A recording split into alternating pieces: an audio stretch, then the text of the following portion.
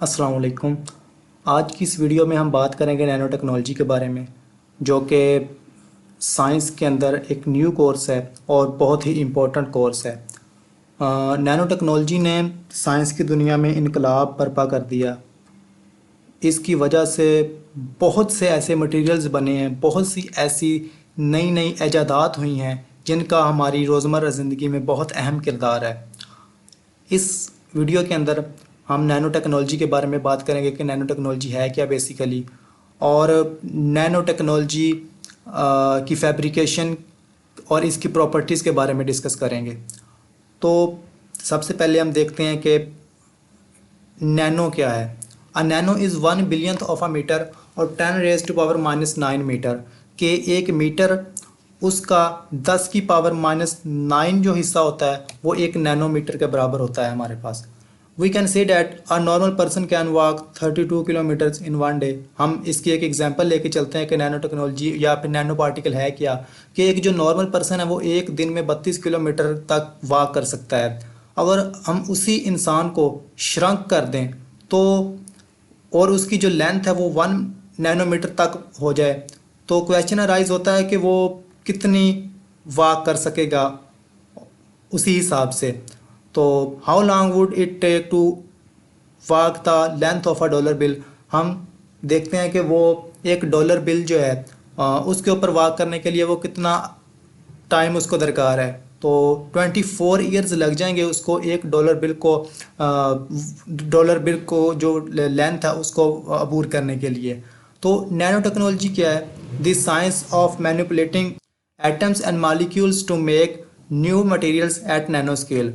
ये एक साइंस है जो कि एटम्स और मॉलिक्यूल्स को नए मटेरियल्स के बनाने के लिए इस्तेमाल होती है, जो कि नैनो स्केल के ऊपर हम बनाते हैं। The branch of technology that deals with the dimensions and tolerance of less than 100 nanometers, especially the manipulation of individual atoms and molecules. This is called nanotechnology. 1 nanometre is 10⁻⁹ metre और about 3 atoms के एक जो nanometre होता है वो 10⁻⁹ metre के बराबर होता है, या फिर हम इसको यूँ भी कह सकते हैं कि एक नैनोमीटर 3 एटम्स के बराबर होगा। 3 एटम्स जो हैं उनको कंबाइन कर दिया जाए तो वो एक नैनोमीटर के बराबर होंगे। हम इसका कंपैरिजन करते हैं ह्यूमन एयर के साथ, कि जो इंसानी बाल होता है वो तकरीबन 60,000 से लेकर 80,000 नैनोमीटर तक जो वाइड होता है, चौड़ा होता है। तो इसका कंपैरिजन खुद ही कर लें कि एक नैनोमीटर पर कितना छोटा पार्टिकल होगा। अब nano technology can be defined into 2 parts. Nano technology को 2 पार्ट्स के अंदर डिफाइन किया जा सकता है, nano science and nano technology. Nano science where researchers learn about chemical and physical properties at 1 to 100 nanometer scale. This is called nano science. अब nano science है कि इसके अंदर हमने नॉलेज इकट्ठा करना है, नॉलेज गेन करना है नैनो पार्टिकल्स के बारे में, उसकी केमिकल प्रॉपर्टीज़ पढ़नी है, उसकी फिजिकल प्रॉपर्टीज़ पढ़नी है एट नैनो स्केल, और फिर उनसे हमने एक ऐसी चीज़ें बनानी है कि जो कि नैनो स्केल के ऊपर होंगी, नैनो पार्टिकल्स होंगी, और जो नैनो पार्टिकल्स स्मॉलेस्ट थिंग्स हैं जो कि हम इस कायनात के अंदर शायद ही बना सकते हैं। उसके बाद नैनो टेक्नोलॉजी है where researcher develop and apply materials at this scale to develop new products. के नैनो टेक्नोलॉजी का के अंदर हमने क्या करना है कि रिसर्चर जो हैं वो डेवलप करेंगे और अप्लाई करेंगे मटेरियल्स के ऊपर अपना जो नॉलेज है प्रीवियसली उन्होंने नैनो साइंस के अंदर अटेन किया था, हासिल किया था, बनाने के लिए नए प्रोडक्ट्स के, यानी कि नए प्रोडक्ट्स बनाने के लिए जो वो अपना इल्म इस्तेमाल करें, यानी कि एप्लीकेशन है। एप्लीकेशन को कहते हैं हम नैनो टेक्नोलॉजी, और जो उसके बारे में पढ़ना है वो नैनो साइंस है। जो नैनो पार्टिकल्स होते हैं वो डिफरेंट प्रॉपर्टीज़ शो करते हैं as compare to their bulk particles. For example हम मिसाल लेते हैं कि कॉपर एट बल्क रेट, जो उसकी मैक्रोस्कोपिक लेवल होता है उसके ऊपर जो उसकी प्रॉपर्टीज़ होती हैं वो टोटली डिफरेंट होती हैं एज़ कम्पेयर टू उसकी प्रॉपर्टीज़ अगर हम उनको स्टडी करें at nano scale. At nano scale materials have unique properties due to their small size. उनके स्मॉल साइज़ की वजह से उनकी जो प्रॉपर्टीज़ होती हैं वो बिल्कुल डिफरेंट होती हैं उनकी एट मैक्रोस्कोपिक प्रॉपर्टीज़ के लिहाज से। At nano scale optical, thermal, mechanical, electrical, magnetic and dynamic properties of the materials totally change. वो जो मटेरियल्स की प्रॉपर्टीज़ होती हैं ये सारी की सारी टोटली चेंज हो जाती हैं। इनको हम आगे 1 बाय 1 डिस्कस करेंगे। These new properties can be used in many fields. अब इन प्रॉपर्टीज़ को जो कि चेंज हो चुकी हैं, इनकी वजह से हम इन पार्टिकल्स को अपनी डेली लाइफ के अंदर यूज़ कर सकते हैं। For example we can use it in food processing. Food processing के अंदर हम यूज़ कर सकते हैं नैनो पार्टिकल्स को। मेडिसिन के अंदर यूज़ कर सकते हैं नैनो पार्टिकल्स को। ऑटोमोबाइल्स के अंदर यूज़ कर सकते हैं। आजकल बहुत सी ऐसी कार्स या फिर उनके इंजन्स ऐसे बनाए जा रहे हैं जिनके अंदर नैनो पार्टिकल्स का यूज़ होता है। और इन नैनो पार्टिकल्स को यूज़ करते हुए अगर हम ऐसा इंजन तैयार कर लेते हैं तो वो जो आम तौर पे यूज़ हो रहे हैं इंजन्स, उनसे वो काफ़ी ज़्यादा एफिशिएंट होगा कि वो बहुत कम फ्यूल यूज़ करेगा और बहुत ज़्यादा जो हमें आउटपुट देगा। उसके बाद पेंट टेक्नोलॉजी के अंदर नैनो पार्टिकल्स का यूज़ किया जाता है। रोबोटिक्स के अंदर तो ये आम है, और स्पेस टेक्नोलॉजी के अंदर भी नैनो टेक्नोलॉजी का यूज़ आम है। Why materials change their properties at nano scale. एक क्वेश्चन हमारे जहन में अराइज होता है कि जो मटेरियल्स होते हैं, कोई भी है, कॉपर हो गया, गोल्ड हो गया, या फिर कोई और मटेरियल है, वो नैनो स्केल के ऊपर जाके अपनी प्रॉपर्टीज़ क्यों चेंज कर देता है? तो इसका आंसर देने की मैंने कोशिश की है। Surface area to volume ratio, जो उसकी बेसिक रीज़न होती है वो surface area to volume ratio होती है। One reason for this is the surface area to volume ratio in nano particle this is very large. जो नैनो पार्टिकल्स होते हैं उनमें surface area to volume ratio बहुत लार्ज होती है as compare to bulk particles or macroscopic particles.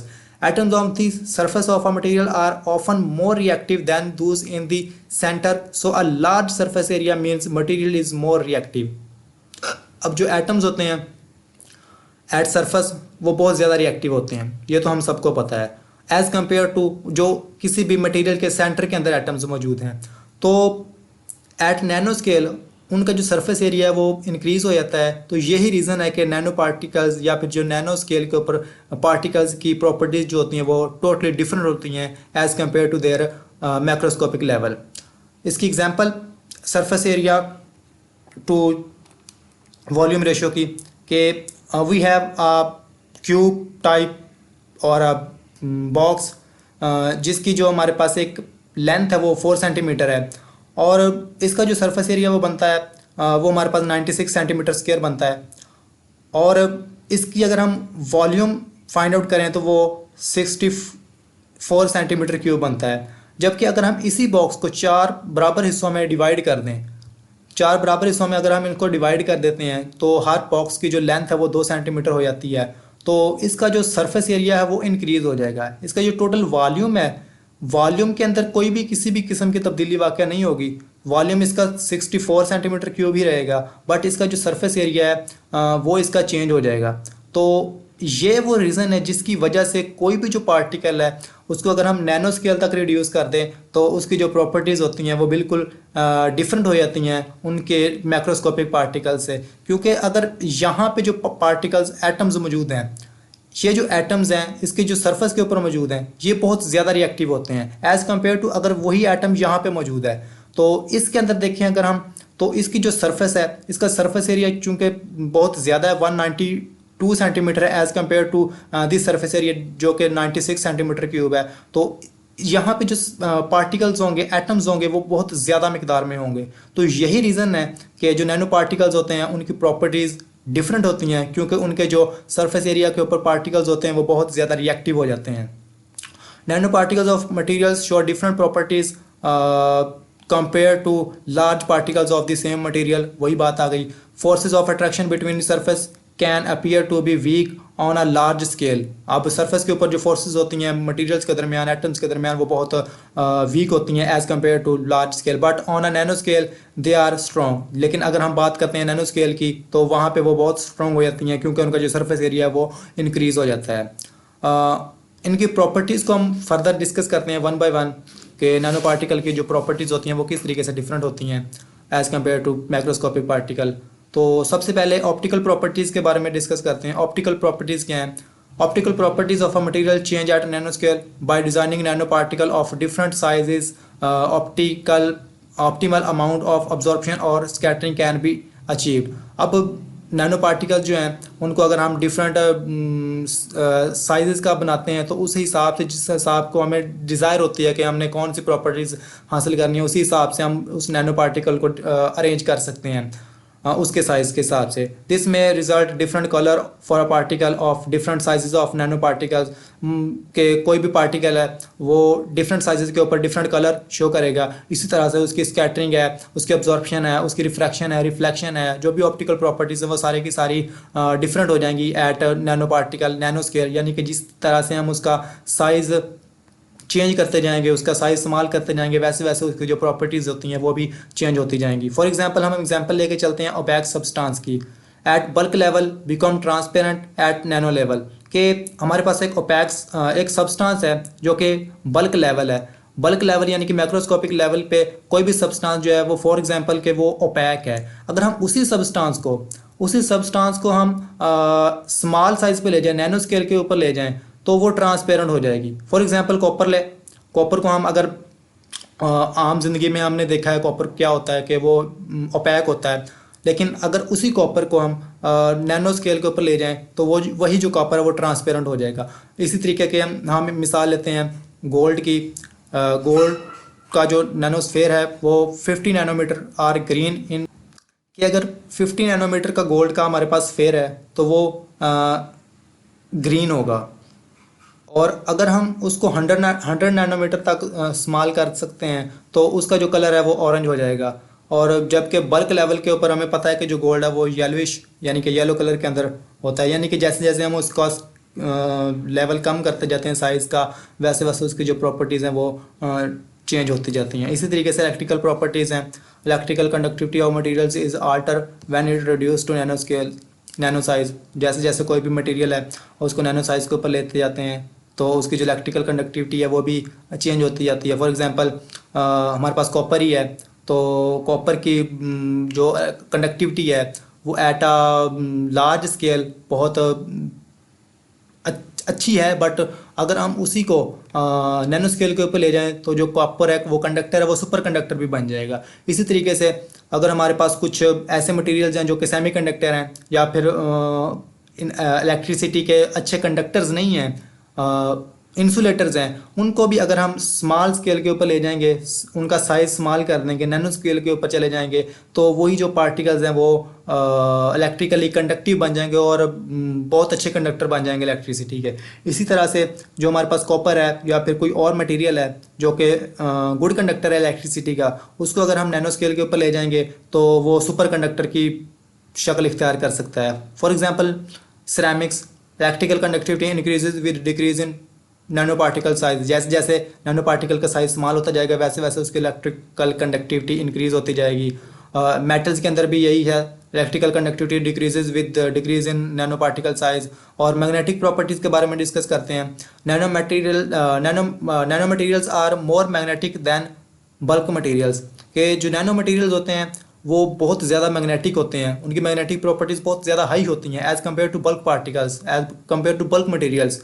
Even nano materials या non magnetic solids are found to show magnetic properties when reduce to nano level, के हमारे पास कोई material है वो उसके अंदर मैग्नेटिक प्रॉपर्टीज़ बिल्कुल ना होने के बराबर हैं, ज़ीरो लेवल पे है, उसको अगर हम नैनो स्केल के ऊपर ले जाते हैं तो वो वहाँ पे मैग्नेटिक प्रॉपर्टीज़ को शो करेगा।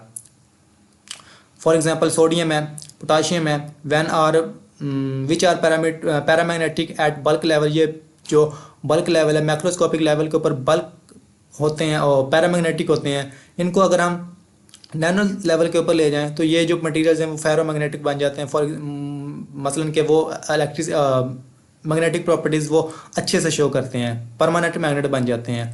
इसी तरीके से आयरन है, कोबाल्ट है, निकल है, इनको जब हम ये फेरोमैग्नेट होते हैं एट बल्क लेवल और इनको जब हम नैनो स्केल के ऊपर ले जाते हैं तो ये सुपर मैग्नेटिक प्रॉपर्टीज़ शो करते हैं, सुपर पैरामैग्नेटिक प्रॉपर्टीज शो करते हैं। तो हम ये इससे नतीजा अखज़ कर सकते हैं कि magnetic properties of the materials can change when reduce to nano level. जैसे जैसे उसको नैनो लेवल के ऊपर हम लेते जाएंगे वैसे वैसे उसकी जो प्रॉपर्टीज़ हैं वो टोटली चेंज होती जाएंगी।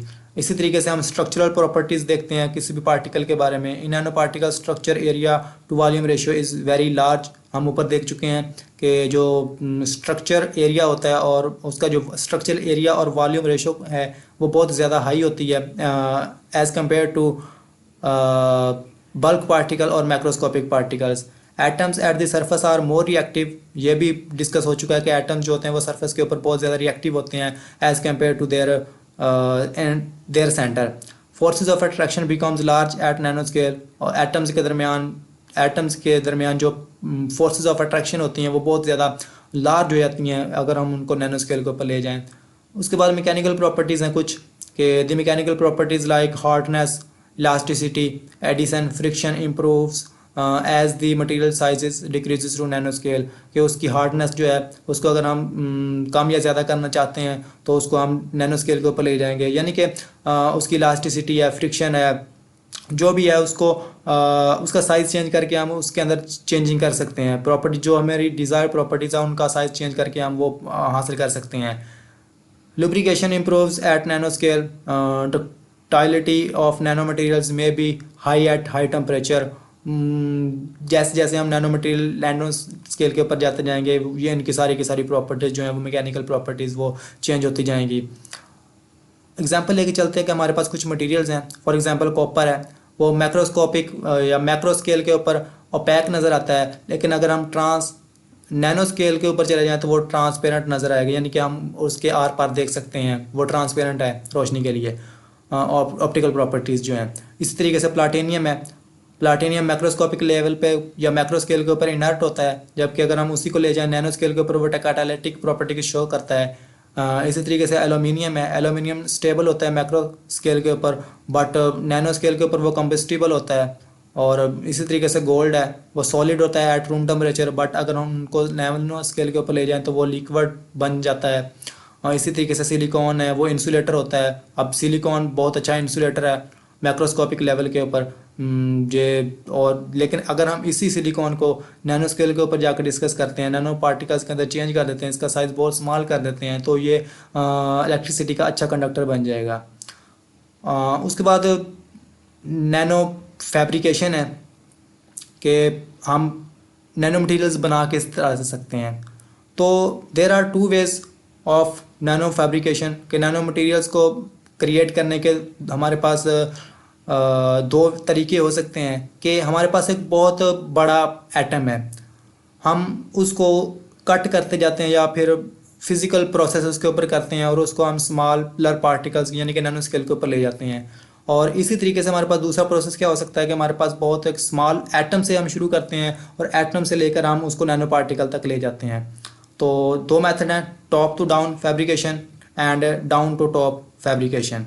अब जो टॉप टू डाउन फैब्रिकेशन है इसके अंदर the way in which start with large materials and bring it down to the nano scale. हम एक बड़े मटेरियल से लार्ज ऑब्जेक्ट से स्टार्ट करते हैं और उसको हम नैनो पार्टिकल्स तक ले जाते हैं। फॉर एग्जांपल ये हमारे पास एग्जांपल है कि हम बल्क से स्टार्ट करते हैं और उसको फिर फ्रैगमेंट्स में चेंज करते हैं और उसके बाद वो नैनो पार्टिकल या फिर नैनो स्केल के ऊपर वो क्रिएट हो जाता है। But there are some properties of this method. It is physical process, ये एक फिजिकल प्रोसेस होता है और this matter is time consuming and relatively costly, ये बहुत कॉस्टली होता है और टाइम कंज्यूमिंग भी होता है, यानी कि ये इसकी प्रॉपर्टीज़ हैं। उसके बाद bottom to up fabrication, bottom to up के हम एक स्मॉलर एटॉमिक लेवल पे लेके चलेंगे पार्टिकल को और फिर उससे हम नैनो पार्टिकल्स की तरफ जाएंगे। A process in which start with individual atoms and build upwards to make a nano structure. ये है हमारे पास कि हम स्मॉल एटम्स को चूज़ करेंगे, उनको यूज़ करते हुए हम उनको कंबाइन करके आपस में हम बना लेंगे एक nano particle. This approach starts by collection and combination of atoms and molecules to build complex structure. ये एटम्स हैं, एटम्स को हम मिलाते हैं आपस में, कंबाइन करते हैं केमिकल प्रोसेस के ज़रिए से और फिर हमारे पास नैनो पार्टिकल्स जो हैं वो क्रिएट हो जाते हैं। तो ये एक केमिकल प्रोसेस है। ये याद रखना है कि जो बॉटम टू अप फैब्रिकेशन है वो केमिकल प्रोसेस है, जबकि जो टॉप टू डाउन फैब्रिकेशन है वो एक फिज़िकल प्रोसेस है। ये एमसीक्यूज़ के लिए इम्पोर्टेंट है। उसके बाद फैब्रिकेशन है, करेक्टराइजेशन, परफॉर्मेंस एंड प्रॉपर्टीज़।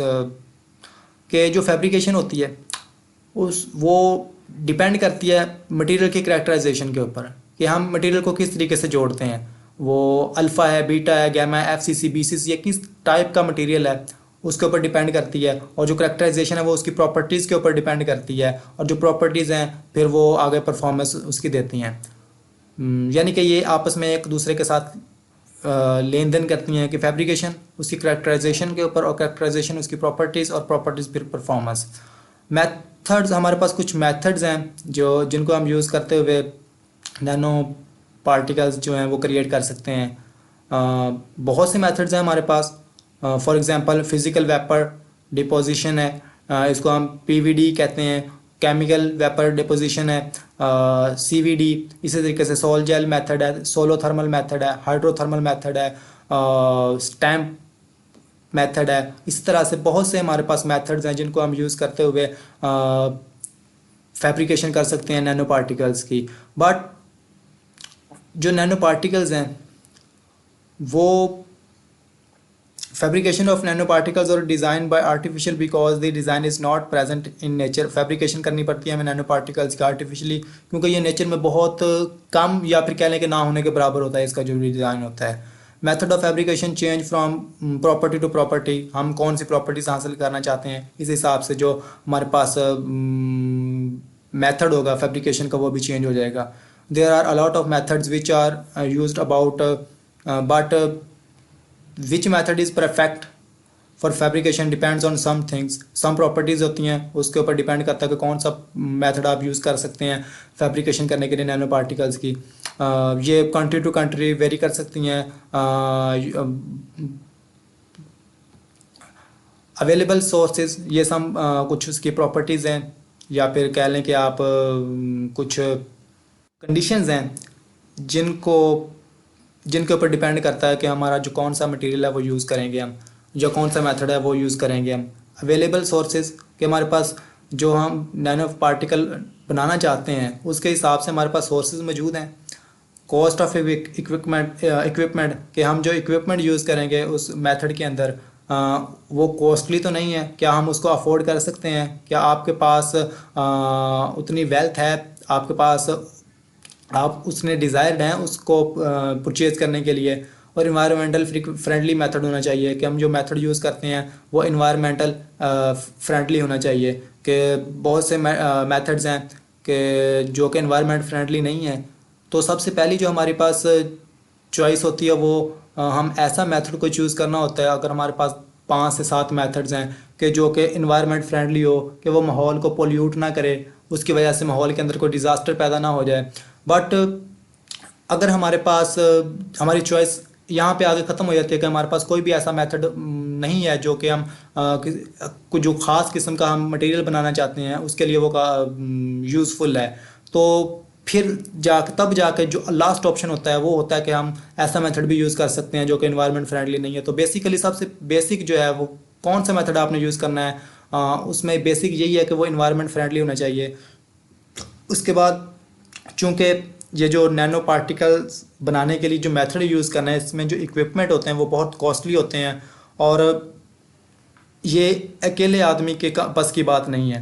तो हमें ये भी देखना पड़ता है कि हम जो मेथड यूज़ कर रहे हैं उस मेथड को के लिए हमारे पास फंडिंग बाय एन इंडस्ट्री, किसी कंपनी की तरफ से फंडिंग है, या कि हम किसी कंपनी के अंदर काम कर रहे हैं, या फिर कोई कंपनी किसी साइंटिस्ट को हायर करती है कि वो इस नैनो पार्टिकल को क्रिएट करे, जो मेथड वो यूज़ करेगी, और वो कंपनी जितना उसको फंडिंग देती है उसी के हिसाब से उसको फिर मेथड यूज़ करना पड़ता है। वेल कंट्रोल्ड होना चाहिए, जो मेथड हम यूज़ कर रहे हैं उसके ऊपर हमारा फुल कंट्रोल होना चाहिए। उसका टेम्परेचर, उसका वॉल्यूम, प्रेशर, सारी चीज़ों को कंट्रोल में रखना चाहिए, कंट्रोल होना चाहिए इंसान का। It must be performed in less time. हमें जो मेथड है जो भी मेथड हमने यूज़ करना है वो उसकी एक कंडीशन ये भी होनी चाहिए कि वो बहुत लेस टाइम के अंदर उसको हम परफॉर्म कर सकें। अब ये नहीं है कि कोई मेथड है किसी मेथड को हम यूज़ कर रहे हैं फैब्रिकेशन करने के लिए और वो बहुत ज़्यादा लॉन्ग टाइम ले रहा है, जबकि हमारे पास उतना टाइम नहीं है। तो अपने जो कंडीशंस होती हैं उसी हिसाब से हमने चूज़ करना होता है कि हम कौन सा मेथड यूज़ करेंगे। If we have large number of methods available, then which method must be attempted? तो it must well controlled at low temperature, वो वेल कंट्रोल होना चाहिए, उसका जो टेम्परेचर है वो भी लो होना चाहिए। We should learn about its literature review, कि कोई भी मेथड जो है उसको चूज़ करने से पहले हमें उसके लिटरेचर के बारे में, उसका लिटरेचर रिव्यू है वो उसको स्टडी करना चाहिए। उसके बाद time, temperature and control percentage उसकी जो है वो इफेक्टेड होती है कि कौन सा मेथड हम यूज़ कर रहे हैं। कि अगर हमारे पास 5 से 6 मेथड हैं तो जिसका लिटरेचर हमें सबसे अच्छे तरीके से पता है हम वो मेथड यूज़ करेंगे। जो कि हमारे पास वेल कंट्रोल्ड है वो मेथड यूज़ करेंगे। जो कि लो टेम्परेचर पे है फैब्रिकेट हो जाता है वो मेथड यूज़ करेंगे। Time, temperature and control percentage उसके ऊपर इफेक्ट करती है कि जो भी मेथड हम यूज़ करना चाहते हैं फैब्रिकेशन के लिए। Thank you.